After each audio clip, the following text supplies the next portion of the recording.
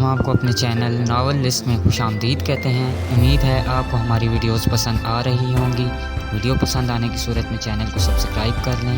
چلیے چلتے ہیں اپنی آج کی کہانی کی طرف، جس کا نام ہے مشن غازی اور ایپیسوڈ نمبر 16 ملاحظہ فرمائیے، ایک پاکستانی جاسوس کی سچی کہانی۔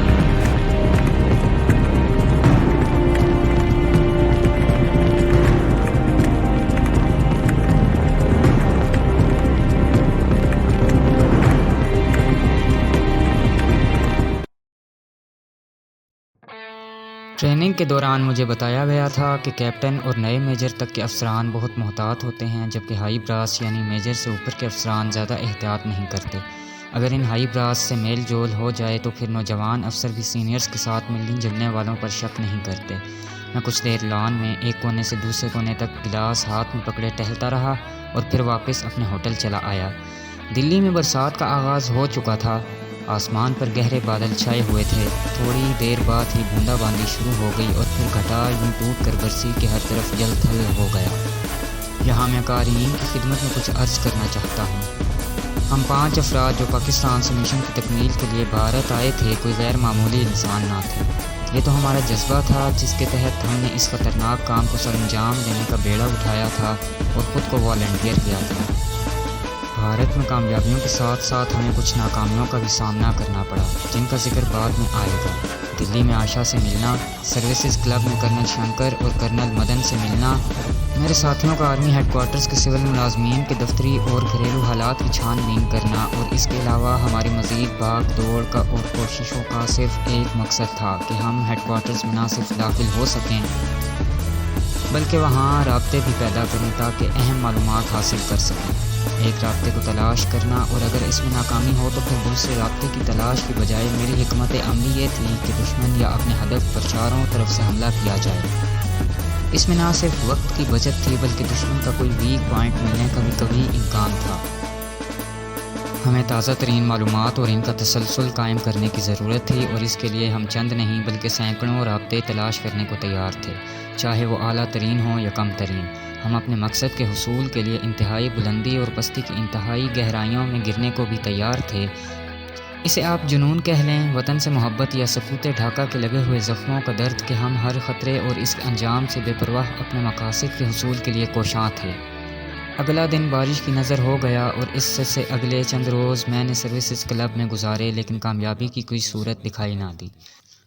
مونچھوں والے کرنل شنکر سے بھی لان میں 2 بار ملاقات ہوئی۔ اس کا میرے ساتھ رویہ تضاد کا مجموعہ تھا۔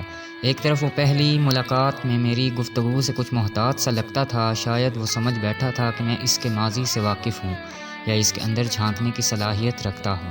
دوسری طرف وہ میری کمپنی سے خوش ہوتا تھا۔ ہر ملاقات کے خاتمے کے بعد آئندہ ملنے کے لیے زور دیتا تھا۔ اس کے محتاط رویے کے پیش نظر میں نے بھی اس سے کبھی ہیڈ کوارٹر کے متعلق کوئی بات نہیں کی۔ ایک روز میں اس کے پاس 7 بجے شام گیا تو وہ اپنے کمرے میں تھا۔ میں نے دروازہ نوک کیا تو بیٹ مین نے اسے میرے متعلق بتایا اور مجھے سٹنگ روم میں بٹھا دیا۔ کرنل شنکر کے پاس 2 کمروں کا سیٹ تھا، بیڈ روم اور سٹنگ روم۔ تھوڑی دیر بعد کرنل وردی پہنے بیڈ روم سے باہر آیا۔ اس کے ہاتھ میں بریف کیس تھا۔ اس نے کہا کہ اسے ایک ارجنٹ میٹنگ کے لیے ہیڈ کوارٹر جانا ہے، اس لیے وہ میرا ساتھ نہ دے سکے گا، اور میں سوچ رہا تھا کہ اس بریف کیس میں نہ جانے کتنی اہم فائلیں ہوں گی۔ اتنی مختصر بات کے بعد ہم دونوں باہر آ گئے۔ پارکنگ میں ایک ہندوستانی گاڑی ہیڈ کوارٹرز کی نمبر پلیٹ کے ساتھ کھڑی تھی۔ کرنل نے ہاتھ ملایا اور گاڑی اسٹارٹ کر کے تیزی سے چلا گیا۔ اگر مجھے پہلے سے اس شام کے حالات کا علم ہوتا تو میں اپنے ساتھیوں کے ہمراہ بریف کیس کے حصول کے لیے کرنل کو ختم کرنے سے بھی گریز نہ کرتا، لیکن اب یہ بے سود تھا۔ اب اس بریف کیس کے حصول کے لیے مجھے شیر کی طاقت کے ساتھ ساتھ لومڑی کی چالاکی کو بھی استعمال کرنا تھا۔ میں نے فیصلہ کر لیا کہ کرنل کے بیٹ مین کو پھانسنے کی کوشش کروں گا۔ ان چند دنوں میں اپنے ساتھیوں سے ایک بار ملا۔ وہ سب اپنی کوششوں میں مصروف تھے، لیکن کوئی خاطر خواہ کامیابی نہ ہوئی تھی۔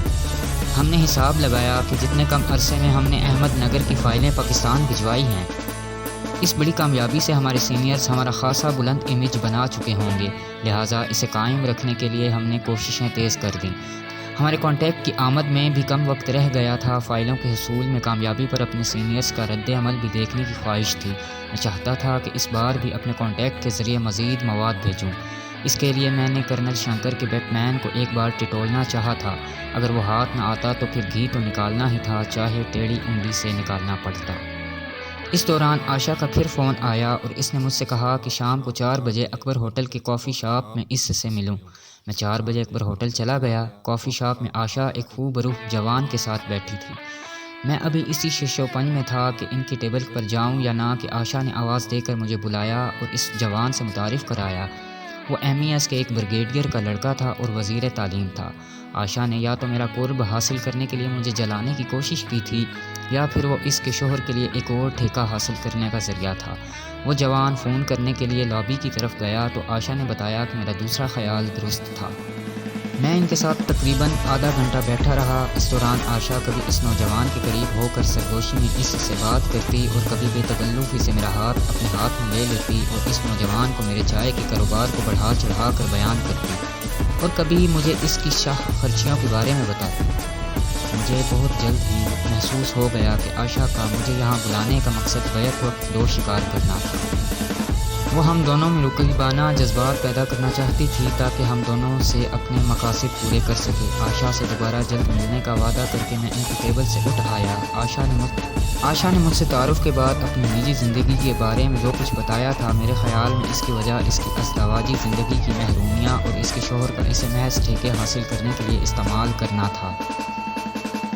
جے چند جیسے بوڑھے سے اس کی شادی کی وجہ اس کے والد کی مالی مجبوریاں تھیں، لیکن جے چند نے بھی اپنے کاروبار میں اسے استعمال کرنا شروع کر دیا تھا اور یہ پڑھی لکھی جوان حسین عورت اپنے شوہر اور اپنے سماج سے باغی ہو چکی تھی۔ جب میں نے کہا کہ میں غیر شادی شدہ ہوں، بمبئی میں خاصا بڑا کاروبار ہے اور اس کے حسن سے بہت متاثر ہوا ہوں، تو عین ممکن ہے کہ آشا نے اپنے مستقبل کو میرے ساتھ وابستہ کر کے سنہرے سپنے دیکھنے شروع کر دیے ہوں۔ بہرحال آشا کے رویے سے میں نے محسوس کیا کہ وہ فی الحال میرے کام نہیں آ سکتی اور اپنے ہوٹل پہنچتے پہنچتے میں یہ فیصلہ کر چکا تھا کہ آشا کو اسٹینڈ 2 پوزیشن پر رکھ کر دیگر ممکن ذرائع کو استعمال کروں، جن میں میرے ساتھیوں کی مہیا کردہ معلومات، کرنل شنکر کا بیٹ مین، اشوکا اور اکبر ہوٹل میں شامیں گزارنے والے فوجی افسران اور ان کی بیگمات شامل تھیں۔ میں اگلی صبح محلہ فراش خانہ گیا، ساتھیوں کے مکان کے سامنے مخصوص آواز نکالی اور واپس بڑی سڑک پر آ گیا۔ تھوڑی دیر میں ٹرانسمیٹر والا ساتھی وہاں پہنچ گیا۔ میں نے شام کو ایک ریسٹورنٹ میں میٹنگ کے لیے کہا جس میں وہ چاروں اپنی اپنی کارکردگی مجھے بتائیں۔ اس میٹنگ میں چاروں نے کہا کہ فی الحال کوئی پیش قدمی نہیں ہو سکی۔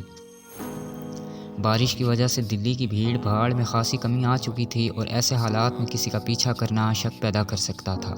ساتھیوں کے ساتھ میٹنگ کے تیسرے روز کانٹیکٹ سے ملاقات کا دن تھا۔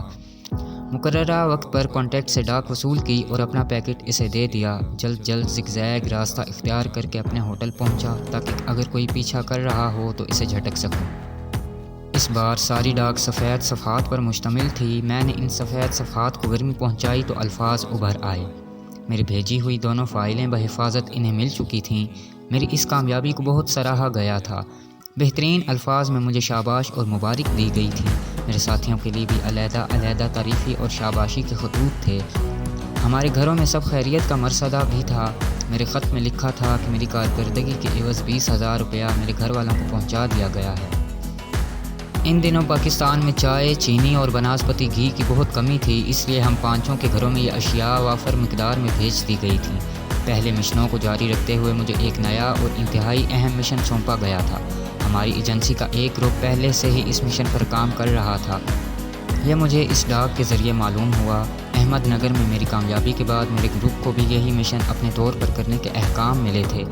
یہ مشن تھا کہ تارا پور کے ایٹمی بجلی گھر سے انریچڈ افزوں کردہ یورینیم کہاں بھیجا جا رہا ہے اور یورینیم کس کام میں لایا جا رہا ہے، اس کے متعلق ہر ممکن معلومات حاصل کروں۔ اس ڈاک میں بھی ہمارے لیے 30,000 بھارتی روپے تھے، 10,000 میرے لیے اور 5,000 میرے ساتھیوں کے لیے۔ جو ڈاک میرے لیے تھی اسے میں نے پڑھ کر ہمیشہ کی طرح نظر آتش کر دیا۔ فائلوں کی فلم بھی ضائع کر دی اور ساتھیوں کی ڈاک اور ان کے روپے ان کے حوالے کر دیے۔ انہوں نے جب اپنی ڈاک پڑھ لی تو میں نے ان کی ڈاک ان سے واپس لے کر وہیں جلا ڈالی۔ ہم کسی بھی صورت خطرہ مول لینے کو تیار نہ تھے۔ مجھے احساس ہو رہا تھا احمد نگر میں میری کامیابی سے میرے سینئرز نے مجھ سے بہت سی توقعات وابستہ کر لی تھیں اور اسی لیے تارا پور کا مشن بھی مجھے سونپا گیا۔ تربیلا میں ملازمت کے دوران غیر ملکی ملازمین سے مجھے اتنا تو معلوم ہو چکا تھا کہ تارا پور ایٹمی بجلی گھر بجلی پیدا کرنے کے علاوہ کچھ اور بھی تیار کر رہا ہے، لیکن نیوکلیئر انرجی کے متعلق میری معلومات صفر تھی۔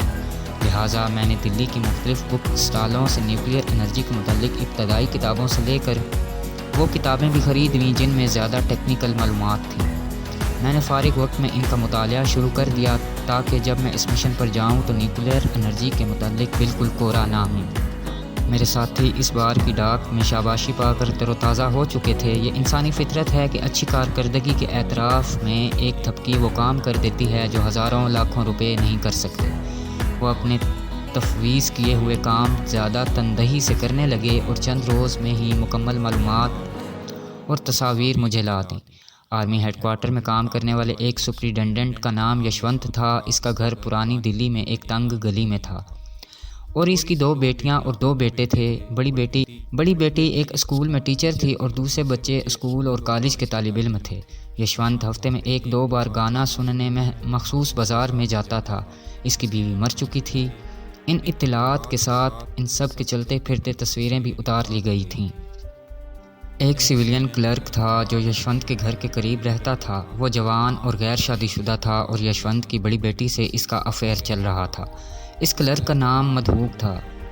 اس کلرک کی یشونت کی لڑکی کے ساتھ بھی ایک تصویر اتار لی گئی تھی۔ لڑکی کا نام شانتی تھا۔ آرمی ہیڈ کوارٹرز کی 2 صفائی کرنے والوں کی 2 تصاویر بھی اتاری گئی تھیں۔ یہ دونوں عیسائی تھے اور ان کے گھروں کا ایڈریس بھی حاصل کر لیا گیا تھا۔ میرے ساتھیوں کے اس ہوم ورک سے ہمیں ہیڈ کوارٹرز میں پہنچنے کے لیے نئے راستے دکھائی دیے۔ چونکہ یہ سارا کام میرے ساتھیوں نے کیا تھا، اس لیے میں نے فیصلہ کیا کہ انہیں آئندہ کی پلاننگ میں پوری طرح شامل کروں۔ مجھے یہ احساس ہو رہا تھا کہ بطور گروپ لیڈر میرا ان کو اپنے منصوبوں کی تفصیل نہ بتانے کا یہ اثر ہو رہا ہے کہ وہ مجھ سے کھل کر بات نہیں کرتے۔ یہ ان کی فوجی ٹریننگ اور ڈسپلن کی وجہ سے تھا کہ وہ میرا ہر حکم بلا چو چراں بجا لاتے تھے، ورنہ دشمن ملک میں اگر وہ میری بات ماننے سے انکار کر دیتے تو میں ان کا کیا بگاڑ سکتا تھا۔ مجھے ان سے بڑی حکمت عملی سے کام لینا تھا اور اب وہ موقع آن پہنچا تھا کہ میں انہیں اپنے مکمل اعتماد میں لے لوں اور ہیڈ کوارٹرز تک رسائی کے لیے ہم سب اکٹھے بیٹھ کر منصوبہ بندی کریں۔ میں آج تک ان کے گھر کے اندر نہیں گیا تھا اور اس کی وجہ محض سیکیورٹی تھی۔ میں نے انہیں کہا کہ کل شام میں ان کے گھر آؤں گا اور وہیں ہم سب اس مشن کی منصوبہ بندی کریں گے۔ انہیں ابھی تک چونکہ کوئی مکمل مشن سونپا نہیں گیا تھا اور عین ممکن تھا کہ ان کی یہ سوچ ہوتی کہ ان کی مدد سے مشن مکمل کر کے سارا کریڈٹ میں لینا چاہتا ہوں۔ اگر انہیں یہ غلط فہمی تھی تو میں اسے بھی دور کرنا چاہتا تھا، حالانکہ ایسی کوئی بات نہ تھی۔ میں صرف ایک بات سے خوف زدہ تھا کہ وہ جونیئر رینکس سے تھے جن کا کام صرف احکامات کی تعمیل کرنا ہوتا ہے اور وہ دماغ سے ذرا کم ہی کام لیتے ہیں۔ اگر خدا نخواستہ کہیں حالات بگڑ گئے تو وہ سنبھل نہ سکیں گے اور سارا کھیل ہی نہ بگڑ جائے۔ دوسرے ان کا گروپ لیڈر بنا کر سارے مشن کی اور ان کی ذمہ داری مجھے سونپی گئی تھی۔ بہرحال اب حالات کا تقاضا تھا کہ میں انہیں اس مشن میں شامل کروں۔ اگلی شام میں حسب وعدہ ان کے گھر گیا۔ وہاں اس مشن کا تفصیلی جائزہ لیا گیا اور یہ فیصلہ ہوا کہ 2 خاک روبوں کو میرے 2 ساتھی الگ الگ سنبھال لیں گے اور سپرنٹینڈنٹ یشونت کے بارے میں میرے باقی ساتھی پتہ چلائیں گے کہ وہ کسی مخصوص بالا خانے پہ جاتا ہے یا مختلف بالا خانوں پر۔ یشونت کے متعلق مطلوبہ معلومات ملنے پر میں اسے سنبھال لوں گا۔ یہ فیصلہ ہونے پر سب مطمئن تھے۔ میں نے خاک روبوں سے رابطہ کرنے والے ساتھیوں کو مزید ہدایات دیں اور رات کا کھانا کھانے کے بعد میں واپس لوٹ آیا۔ اگلی 3 شامیں میں نے اکبر ہوٹل اور اشوکا ہوٹل میں گزاری۔ میں چوتھے روز دن کے 10 بجے سروسز کلب میں کرنل شنکر کے کمرے میں چلا گیا۔ اس کا بیٹ مین کمرے کی صفائی میں مصروف تھا۔ اس نے یہ بتایا کہ کرنل صاحب دفتر گئے ہیں۔ مجھے باہر سے ہی رخصت کرنا چاہا۔ مجھے اور کچھ نہ سوجا تو میں نے اس سے پانی مانگا اور کہا کہ سر میں بہت درد ہے، اگر اسپرین وغیرہ ہو تو پانی کے ساتھ دے دو۔ بیٹ مین نے مجھے سٹنگ روم میں بٹھایا۔ اسپرین اور پانی لینے کے بعد میں نے اس کا نام پوچھا تو اس نے عبدالکریم بتایا اور کہا کہ وہ کرنل کے ساتھ 8 ماہ سے ہے۔ میں نے کہا عبدالکریم اپنے متعلق کچھ بتاؤ۔ میں سر درد کے بہانے کرسی پر نیم دراز ہو گیا اور عبدالکریم نے بولنا شروع کیا۔ صاحب میں 4 سال سے بھارتی فوج میں ہوں۔ میں ہوں تو انفینٹری میں، لیکن عملی طور پر اب تک مختلف افسران کا بیٹ مین ہی رہا ہوں۔ کرنل صاحب کے پاس آنے سے پہلے میں آگرہ چھاؤنی میں ایک میجر صاحب کا بیٹ مین تھا۔ کرنل صاحب مجھے اپنی سخت طبیعت کی وجہ سے نہ تو کسی سے مطمئن ہوتے ہیں اور نہ ہی کوئی ان کے بیٹ مین بننے پر خوشی سے رضامند ہوتا ہے۔ میں جب سے یہاں آیا ہوں کرنل صاحب کی میں بھرپور خدمت کرتا ہوں، لیکن ہر روز وہ مجھے گالیوں سے نوازتے ہیں۔ کرنل صاحب جب موڈ میں ہوتے ہیں تو کچھ پیسے وغیرہ بھی دے دیتے ہیں، اور جب ناراض ہوتے ہیں تو بے تحاشا گالیاں دیتے ہیں۔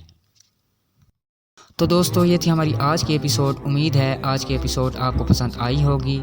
مزید ایپیسوڈز سننے کے لیے ہمارے چینل کو سبسکرائب کریں، ہماری ویڈیوز کو لائک اور شیئر کریں، اور کمنٹ سیکشن میں اپنی رائے کا اظہار ضرور کریں تاکہ ہم مزید کہانی کو بہتر طریقے سے آپ کے سامنے پیش کر سکیں۔